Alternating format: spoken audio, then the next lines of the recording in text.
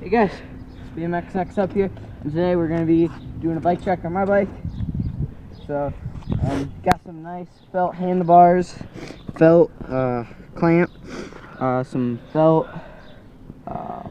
Basically, the whole bike is felt. Yeah, pretty much. Except for that seat.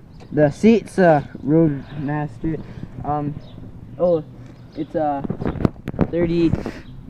38. Oh. And then this is dual drive, so it has one on each side. So yeah, and then got some nice, good Tech Pro brakes. They work awesome, guys. So got some nice brakes here, and got some good grips too. A 3-piece crank. Yeah, one broken pedal. Gonna get that fixed pretty soon here. Hopefully. Nice grips. I love the grips. Nice grips.